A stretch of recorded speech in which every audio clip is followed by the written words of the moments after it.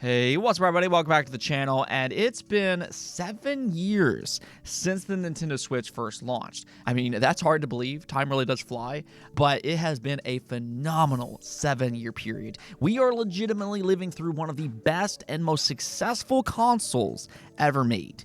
But with that said, everything eventually comes to an end, and it does feel like the end is nigh for the Nintendo Switch. Its successor is looming around the corner, and it feels like we are amidst its swan song, if you will. And what that ultimately means is that Nintendo is starting to wind down their bigger releases. Now, they do have some remasters around the corner and some smaller scale games planned for this year, but for sure they are slowing down. Luckily, though, the Nintendo Switch is filled to the brim with excellent games. So let's just go and take a look back at some hidden gems that you might have otherwise missed. Really, these are games that just deserve more attention because the quality is definitely there. So we will take a look at 15 different games today, but I will note that I do have more of these Switch hidden gem videos from the past, so do make sure to check those out as well, and go ahead and subscribe if you want more videos just like this in the future. With that said, though, let's just go and jump right into it. Number 15, Little Noah, Scion of Paradise. It's actually a little surprising more people don't know about this game because it has such a high pedigree of well-known talent. This is from the same studio behind the popular fantasy Granblue series, and its art style was actually done by the same person who works on the Bravely Default franchise. It is a very good and attractive looking game. But what it is that it's a roguelike action platformer with monster taming elements. You can actually collect from 40 plus allies called Lilliputs, and then you can create a team of your choosing to orchestrate different combos. This is quite a unique game, and it's a fun, short, and sweet roguelike experience. Little Noah will last you right around 6 to 7 hours, but for $15, I'd say that is definitely worth your attention. Number 14, Haiku the Robot. It really feels like we are in the golden age of Metroidvania type of games, and with so many on the market now, it's easy for a few to slip between the cracks unnoticed, and unfortunately, that's kind of where Haiku the Robot fell. In Haiku, you'll dive into a mechanical world, and the old school art style is just really charming and pleasing for the eyes. I really like the way its world and characters look. I think there's a certain charm to it, and in terms of gameplay, it does get compared to Hollow Knight quite a bit. It was certainly inspired by that game, but I mean, really, if you like Hollow Knight or if you like Metroidvanias, Haiku the Robot is an enjoyable experience that you should keep on your radar. Number 13, Berserk Boy. So I was actually sent a review code a while back for this game, and I just never really got around to reviewing it, but once I started to play it, I was like, wow, okay, this is actually a pretty solid experience, and I've never heard of this game before, but that's really the beauty of this video. We can highlight these type of games, and if you do like those old school Mega Man games, or even really Gunvolt, Berserk Boy is clearly inspired by those two games. Now, I don't think it reaches the same height as something like Mega Man, but I do think it's an enjoyable overall experience. More or less, you unlock a variety of suits that you can swap between, and they all have their own individual powers. It's a fast-paced action platformer, it has boss battles, and there's even collectible elements to it. You can find and save hidden civilians throughout its world, and I always enjoy that added component to games. It does give it a little extra replayability, and that's definitely nice here because this is not a very long game. You can beat it in about 4 or so hours, but again, if you want a Mega Man or Gunvolt-like experience, well, maybe check out Berserk Boy. Number 12, Good Boy Galaxy.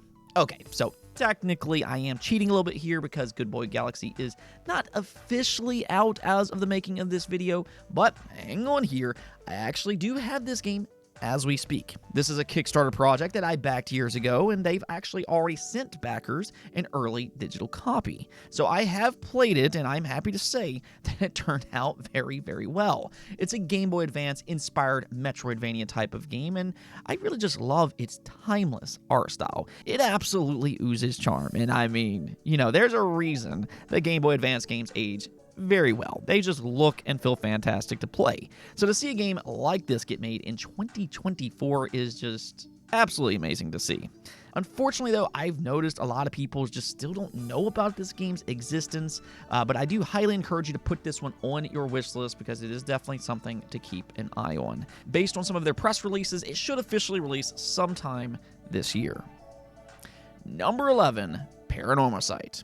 So this is actually a horror adventure game developed by Square Enix. They just kind of dropped this game out of nowhere and just never mentioned it again. So a lot of people don't really know about its existence, and that's just such a shame because it's actually one of Square's better games in the past few years. Leave it to them not to highlight one of their better games, right? But if you do like spooky stories, Paranormal Sight might really be up your alley. Its story takes place in the 1980s, and more or less you try to solve various cursed urban legends. The reason for this is because legend has it that you can bring somebody back to life. So the question is, how far are you willing to go to bring back somebody that you love and care about? People will do crazy things to achieve that goal, so it does become a moral question throughout the game, and the dynamic really plays an interesting role among its various playable characters. I do understand that visual novels aren't necessarily for everybody, but if you keep an open mind, then Paranormal Sight is one that I can definitely recommend. Number 10, Smushy Come Home.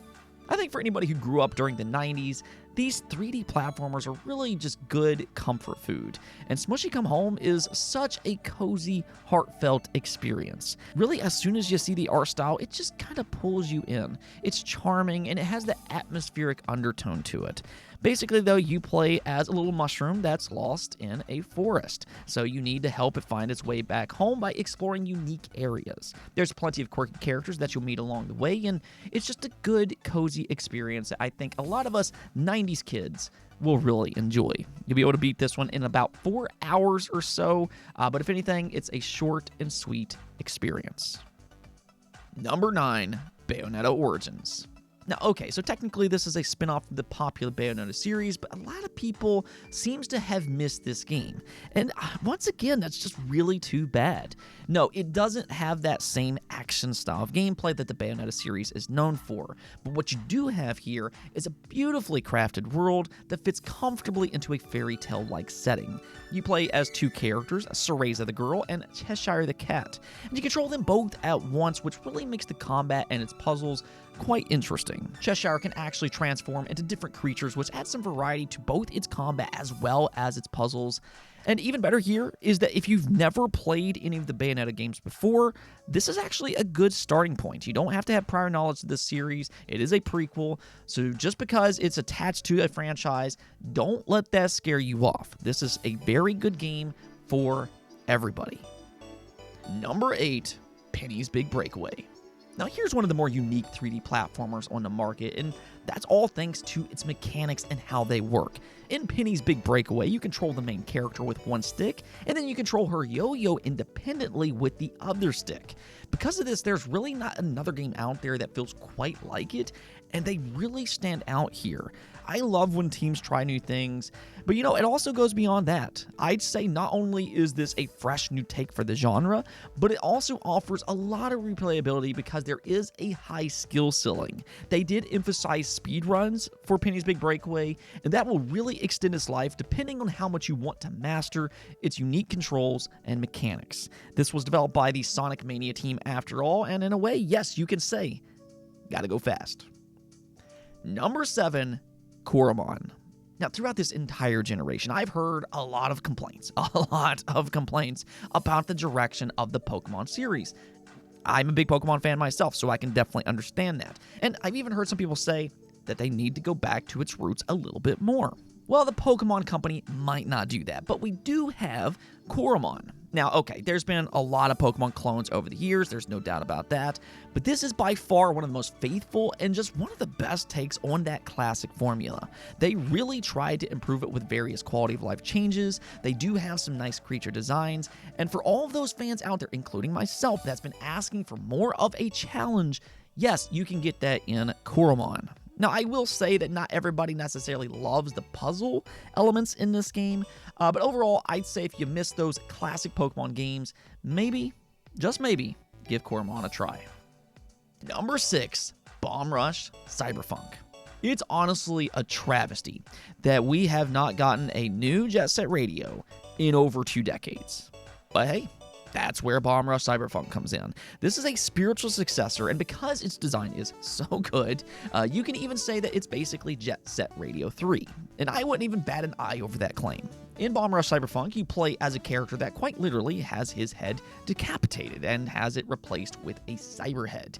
It sounds bizarre on paper because quite honestly, it really is, but it's so fun to play. Like, I don't even know what genre to put this game in, but I guess if I had to describe it, it's an extreme sports platformer. You can ride around on skateboards, rollerblades, or even a BMX bike, and you also have this thrusting jetpack, and you have to try to take territory from the other gangs in the city. Now, I don't think its combat is quite as good, but really other than that, when you combine its excellent, unique gameplay with its iconic art style, it really is a blast to play, and it fits very, very well on the Nintendo Switch. Number 5, Pentiment. Out of all of the games in this list, I'd say that Pentiment might be the most unique and also the most niche at the same time. But hey, listen to me here. Don't let that detract you from how good this game actually is. I understand that when people see this game, a lot of people just kind of move on. But it's a very, very high quality experience. It's a historical narrative adventure game set in the 16th century where you get caught up in a series of murders and you'll be tasked to investigate them and more or less decide the fate of its community. It's quite an interesting setting, and what really makes it special is its writing. Everything in Pentiment ties so perfectly into that 16th century era, whether that be its illustrated art style, the dialogue, or even how the font is written.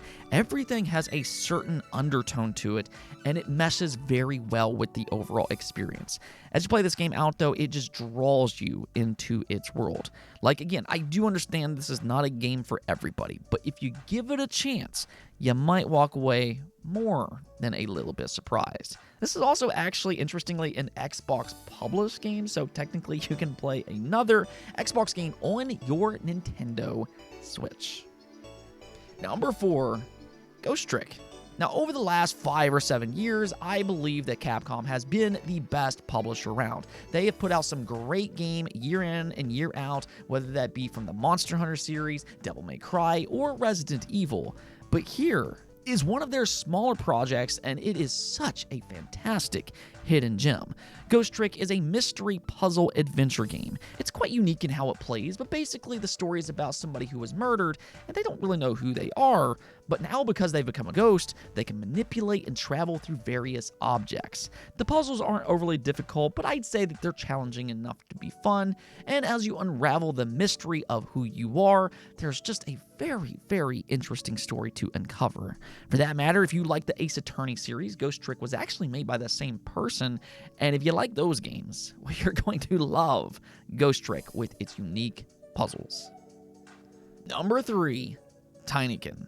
I know a lot of Nintendo fans out there understands just how underrated the Pikmin series actually is. It truly is a special franchise that deserves so much more attention than it gets. So when I say that there's a 3D platformer out there that's heavily inspired by the Pikmin series that also deserves more attention, well, I think Pikmin fans will kind of understand where I'm coming from. But yes, Tinykin is a collectathon platformer where you use these little alien creatures to help you along the way. They all have their own unique abilities that you need to take advantage of, and I just love the bigger-than-life environment in this game. I always think that this setting is just so atmospheric and just kind of fills the mind with wonder and imagination. It all takes place in a desolate human house, and much like the Pikmin series, it's all alien to the miniature main character.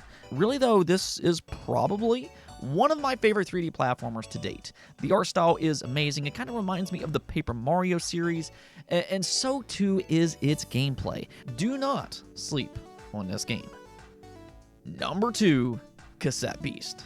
Now here I do have another monster taming type of game, but with a completely different twist. I know the immediate comparisons are always for Pokemon, but Cassette Beast really kind of reminds me more of the Digimon series than anything else. You're whisked away to an unknown parallel world where you have to uncover its mysteries by capturing and battling monsters. You can choose your own evolution path, and there are fusions as well. Even still, though, it is unique in its own ways. And it's also got an interesting story, fantastic music, and its focus on double battles are different enough to make it stand out. This very well might be one of the best attempts at this genre that I've personally seen myself, and its quality really surprised me. Cassette Beast just brings its own charm to the table, and if you like this genre, this is a must-play experience. And at the number 1 spot, I have Chained Echoes, a Super Nintendo-inspired turn-based JRPG that ultimately tries to do its own thing, and I think it does so brilliantly. First off, there's no random encounters, so if you don't like that type of thing, you're going to feel right at home here. And its entire combat system is based on an overdrive mechanic where you try to balance out all of your attacks to stay within a certain range. If you go above that range because maybe you're only doing super powerful attacks or something like that, well then you might take more damage. There is repercussions for your actions mid-battle. So they really do try to encourage you to stay strategic instead of just using the same moves over and over and over again like you do in a lot of other games. I really like this system. It feels very good and it keeps you engaged. And this is not the only thing that they changed up in Chained Echoes. Even its level up system is quite unique, and that's what I think really separates Chained Echoes from other games. It's familiar, but it's also very different at the same time. But more often than not, it's different in great ways, if that makes any sense. It also has a really good and epic story that has you embark on a grand journey, and you'll have 12 playable characters to mix and match your teams with. I mean, this game is just so well crafted, and it's quietly really just one of the better JRPGs, period. To say that this game is a hidden gem might be a little bit of an understatement because it really is that good, and it also feels like the perfect game to play on the Nintendo Switch. Anyways, though, that's going to be it for this list. Hopefully you found a game or two to put on your wish list. But hey, as always, I do encourage you to put some of your favorite games in the comments below. That way others, as well as me, can discover said games. Until next time, though, make sure to subscribe, and peace out.